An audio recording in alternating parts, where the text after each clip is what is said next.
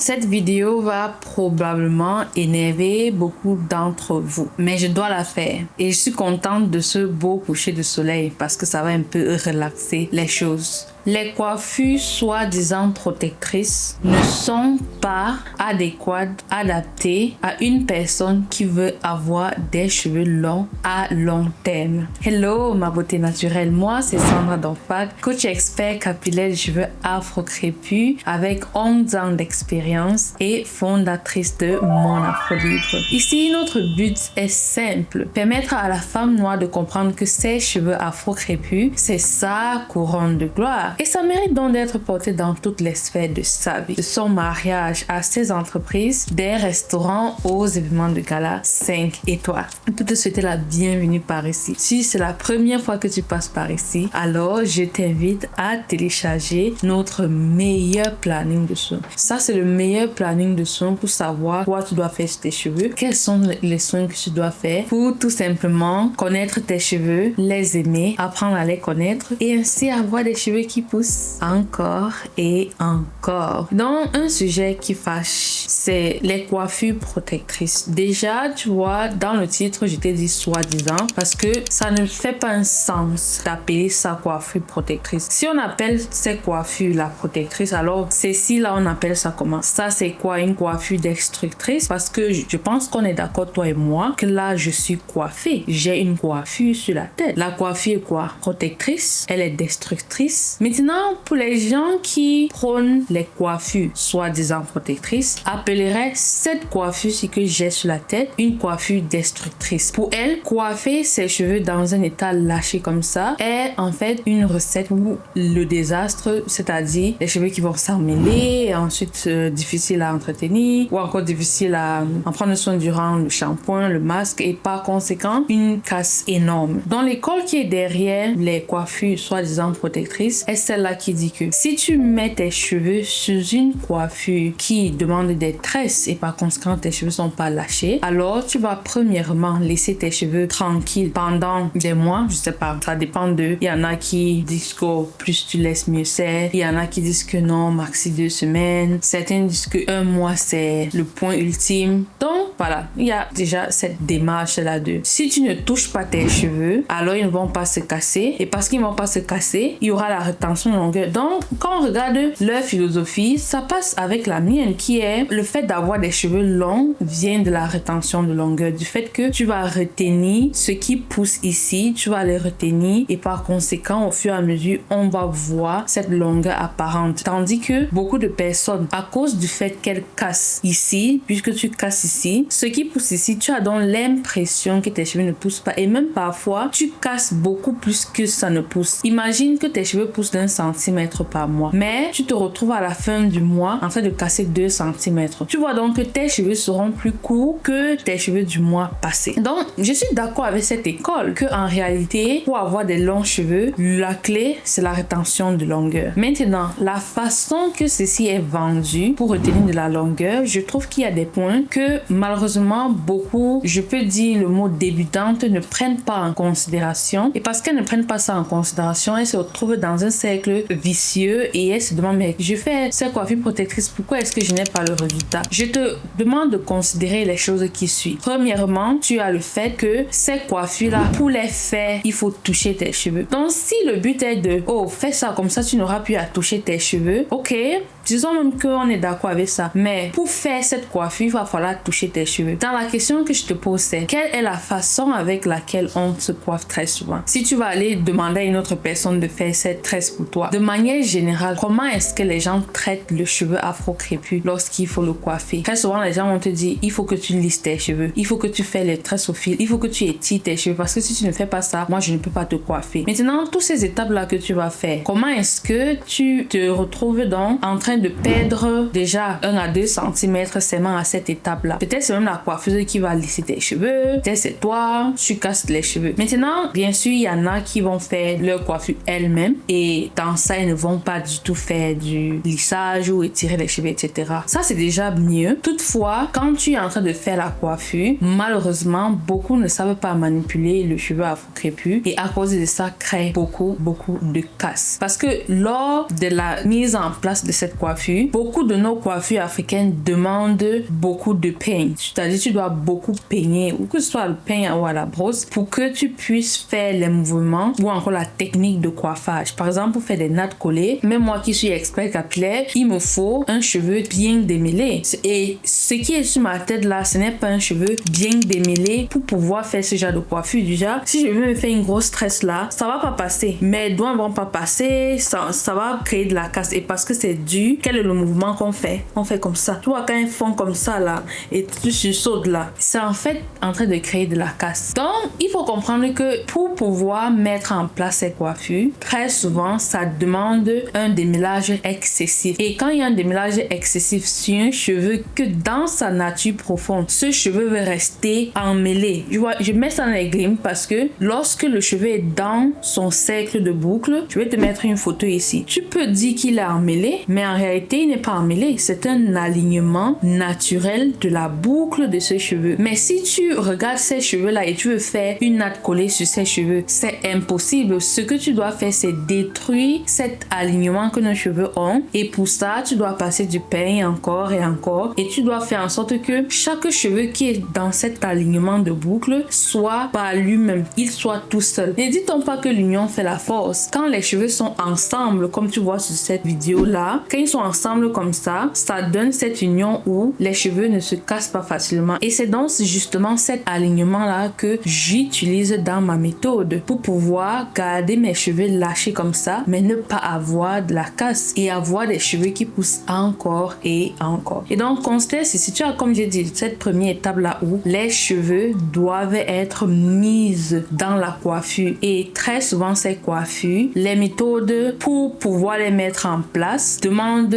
beaucoup de démêlage et un démêlage qui est parfois avec des outils qui ne sont pas appropriés à nos cheveux. Par exemple, quand vous voyez les gens démêlent avec le petit peigne à crème, tant soit me dit c'est pas obligatoire. Tu as raison, mais comme j'ai dit tout à l'heure, mieux ton cheveu est démêlé, mieux c'est possible de mieux faire la coiffure. Ça fait un sens. Or, moins ton cheveu est démêlé, plus la coiffeuse doit pouvoir trouver des techniques pour pouvoir faire ça. Par exemple, si tu veux faire une twist sur un cheveu qui n'est pas démêlé à fond, tu vois ce démêlage à fond qui est comme l'afro là. Si ce n'est pas comme ça, alors cette coiffeuse doit chercher avec ses doigts ou trouver un espace pour diviser en deux et twister. Mais si tu ne fais pas ça, tu vas devoir donc peigner complètement la portion pour pouvoir diviser et twister. Donc il faut prendre tout cela en considération. Et tu penses que de manière générale, tu casses combien de centimètres seulement en cette étape-là?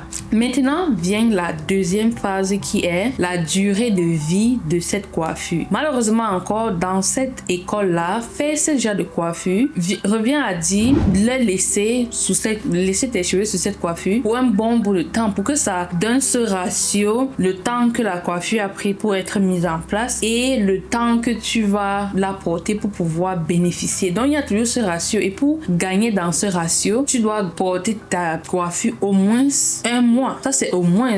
Imagine par exemple, je fais des mini twists là. Le temps que ça va me prendre pour gagner, pour avoir un bon ratio, je dois au moins garder ça 1 mois et demi, 2 mois. Et donc pendant ce temps de pause là, tes cheveux ne reçoivent aucun soin. Quoi que tu vas dire de on peut appliquer le spray, on peut faire ci ça, un soin profond qui donne l'hydratation et la nutrition maximale des cheveux, c'est un soin où les cheveux sont sous l'eau pour un bon bout de temps. C'est cette étape du shampoing là. C'est la base d'une hydratation. Ce qu'on vient faire après, on va, oui, ça aide ici et là, mais ce n'est pas une hydratation profonde. Donc, quand tu as une coiffure pareille, qui est sous des tresses, que ce soit avec extension ou pas, pendant longtemps, tu vas pas avoir une nutrition optimale dans tes cheveux. Et parce que tes cheveux, durant ce temps, n'auront pas la nutrition optimale, devine quoi? Tes cheveux vont, au fur et à mesure donc, de ces semaines qui s'écoulent, être fragiles. Ça va se fragiliser. Et parce que ça se fragilise, devine quoi? Il y a une étape qui est cruciale qui va arriver. Et avant même cette étape qui va arriver, je tiens aussi à te dire quelque chose. Je crois c'était en 2020, parce que c'était durant ces trucs de Covid là. J'ai fait des twists, des mini twists. Si je retrouve la photo, on va mettre là. J'ai fait des mini twists. Il y a même la vidéo de ça sur ma chaîne. Et l'erreur que j'ai faite, j'ai fait une erreur vraiment. J'ai fait mes soins sous les twists. Parce que je vois souvent ça sur YouTube et je me dis, je peux faire aussi mes soins sous les twists. Tu sais ce qui s'est passé? Mes cheveux cheveux se sont tellement emmêlés dans les tustes là que mes cheveux allaient loxer. Tellement ça sert dans cette phase où tu mets le shampoing, tu laves, tu frottes, ça est en train de faire ce que nos cheveux aiment faire de nature, s'agglomérer. Ils s'agglomèrent, entre dans cette spirale de boucles là. Donc imagine les minutes, j'ai fait ça. Et j'ai vu une vidéo d'une personne qui semblait, j'ai fait les étapes. Après, quand j'ai touché mes cheveux, tu vois, ce mime qu'on dit, c'est en ce moment que tu réalises. Mes cheveux étaient emmêlés. Donc, faire des soins sur des tresses, ce n'est pas un bon combo. Maintenant, si on veut penser à son hygiène, bien sûr c'est mieux. Tu vois, il ne faut pas porter une truc 2 mois. Pendant 2 mois, tu ne laves pas ton cuir chevelu. Mais les conséquences, c'est ça. Lorsque tu as les trucs comme les box braids, les rastas, il y a ce poids. Quand tu passes sous l'eau pour laver, il y a le poids des mèches là qui s'exerce au niveau de ton cuir chevelu et le poids là arrache tes cheveux. Donc, quelles que soient les tresses que tu vas faire pour dire que c'est ton moment de soins de coiffure protectrice, il y a les conséquences, que ce soit au moment de la pose où il y a un démêlage excessif, une pratique qui cause de la casse, la manipulation de comment faire. Même moi qui comprends le cheveu afro crépus, il y a des coiffures que pour faire, tu te retrouves qu'à un moment tu sens comment tu as cassé le cheveu. Parce que la technique de ça, la façon de passer, à un moment donné, les cheveux s'en mêlent entre eux, même comme tu as démêlé, fatigué. Bref, du moment de la durée que tu vas garder la coiffure, l'inconvénient c'est pas de nutrition à tes cheveux. Et ensuite, si tu veux même apporter des nutriments, ça risque de donner l'effet inverse qui est d'assécher tes cheveux et surtout de les emmêler entre eux. Maintenant, on arrive à la phase où tu dois défaire ta coiffure. Et tu vois, tu as déjà un cheveu qui a été fragilisé parce que pendant des mois, tu n'en as pas pris soin. Tu n'as pas donné un soin, un vrai soin profond. Donc, ton cheveu est fragile. Donc, tu es en train de défaire une coiffure qui est déjà... Je voulais utiliser le bon abîmé, mais tu vois ce qu'il veut dire, non? Quand on dit que la coiffure n'est plus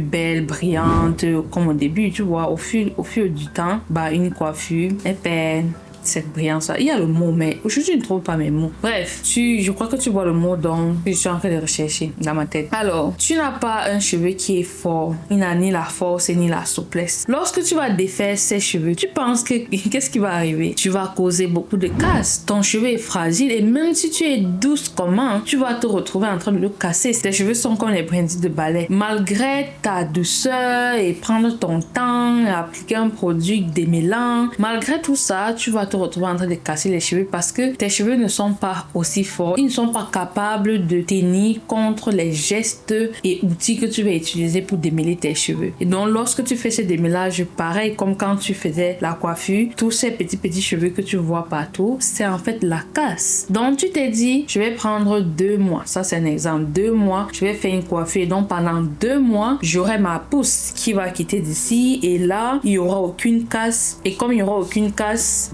je vais me retrouver 2 mois après avec 2 cm de plus. Imaginons que tu as commencé avec 10 cm. 2 mois après, tu défais, tu mesures tes cheveux, tu te retrouves encore à 10 cm. Parfois, tu es même à 9. Cela voudrait dire que tu as perdu quoi? 3 cm. Maintenant, il y a ce que les gens font souvent, c'est que quand ils vont défaire la tresse, il y a aussi ce que les gens tirent là. C'est pas ultime pour voir la pousse de ses cheveux lorsque tu prends une portion, surtout que tu n'as pas étiré. C'est pour ça que faire ces check là, je ne fais jamais ça. Je vois approximativement comment ça tombe sur mes épaules, mon dos. C'est un peu comme ça que je vois. Mais ces cheveux, c'est trop facile que le mois passé, tu n'as pas bien étiré et tu as mesuré. Maintenant, 2 mois après passe parce que tu veux tellement te dire que c'est vrai ce que tu as fait. Tu étires beaucoup plus que tu as étiré le mois passé ou les 2 mois passés. Et là, tu dis, oh, mes cheveux ont poussé. Donc, il y a tout ça à prendre en considération. Et maintenant, est-ce que ça peut être que tu as préservé tes 2 cm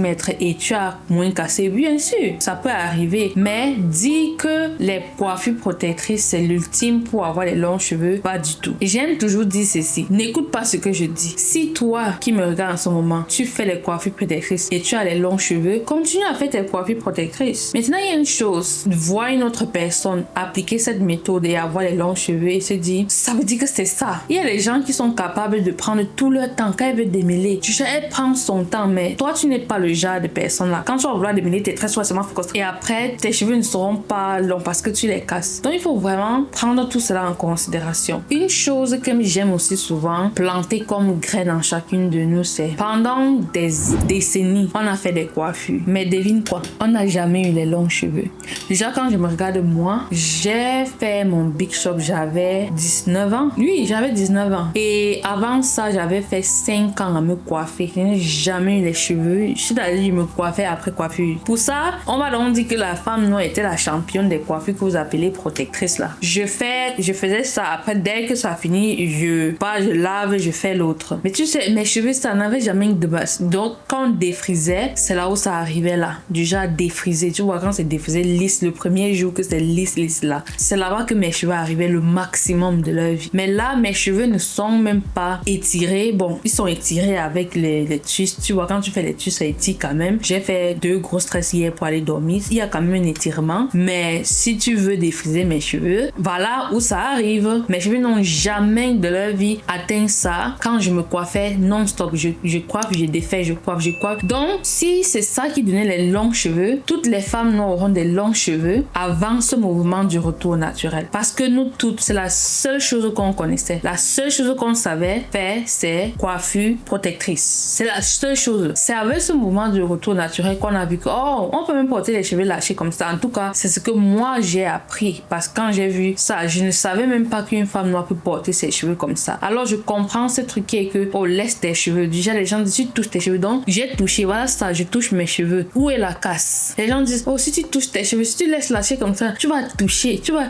Donc, tu as un cheveu, tu n'as même pas le droit de toucher. Si c'était que quand on touche nos cheveux comme ça, ils se coupent tout. Je vais tout toucher parce que ça sert à quoi d'avoir les cheveux que tu ne peux pas jouer avec, tu ne peux pas toucher. Et donc, au final, ce qui compte, c'est si tu aimes faire une coiffure, que ce soit lâché ou sous des tresses, fais ta coiffure. Ne pars pas sur une base de je fais la coiffure si parce que ça va m'aider les cheveux longs. Ce n'est pas comme ça que ça fonctionne. Et comme j'ai dit, à comparer, les coiffures soi-disant protectrices sont même celles-là qui vont te faire perdre beaucoup de longueur. Ça, c'est quelque chose que je suis prête à faire une étude. Si on disait, on me donnait le budget, on dit, prends 100 femmes, tu as 2 ans ou 6 mois. Non, 1 an ou 6 mois. Là, je vais prendre les 6 premiers mois, on va faire ça. Les autres prochains mois, on va faire ça. Et on va voir la différence. Et quelque chose me garantit que porter ses cheveux lâchés, c'est la solution pour avoir des longs cheveux. Et ça, votre honneur. On dit quoi ma plaidoirie? C'est quoi le mot là en anglais, mais je sais pas en français. Peut-être je suis en train de dire une bêtise là, mais corrigez-moi dans les commentaires. Merci mes afro libres. Et donc, si tu es arrivé jusqu'ici, je tiens à te dire que porter ses cheveux lâchés comme ça, mes cheveux sont coiffés dans un état lâché, c'est possible. Et si c'est quelque chose qui te tente, alors je t'invite à t'inscrire à notre programme phare. Cheveux crépus, longs et souples. C'est un programme justement qui va te donner l'expertise de comment en fait au quotidien porter ses cheveux lâchés comme ceci. Et comme j'ai dit, c'est si tu veux ce style là, mais si tu es une personne, tout ce que tu aimes c'est des coiffures, faire des coiffures, alors notre programme n'est pas fait pour toi. Dedans, on parle de comment pouvoir porter ses cheveux lâchés. Maintenant, quand il s'agit de soins, bien sûr, le programme aussi te montre comment faire les soins parce que même quand tu veux faire tes coiffures là, bien sûr, il faut faire ces soins. Donc, si tu veux dans ce sens là, prends le programme. Mais si tu veux et comment on fait les soins et comment on fait les locks libres et comment porter ses cheveux lâchés au quotidien, alors ce programme-ci est fait pour toi. Et donc, va t'inscrire à notre programme. Le lien est dans la barre de description. Et mon bébé et moi, on te dit bientôt. Dis bye. Mon bébé te dit va prendre le programme. J'ai un ventre qui est un peu tendu et c'est parce que j'ai pas bu assez d'eau. Donc je vais aller m'hydrater. Tu vois, il faut s'hydrater pour avoir les longs cheveux. Même mon bébé est d'accord. L'utérus de mon bébé est d'accord parce que c'est l'utérus qui est en train de se contracter parce que l'utérus dit que où est l'eau. Ok, on se dit donc à tout à l'heure dans le programme. Des gros bisous. Je te donne tous ces cœurs jaunes. On va donner les cœurs jaunes aujourd'hui. Des gros bisous. Un très beau coucher de soleil. Bye bye, ma beauté naturelle.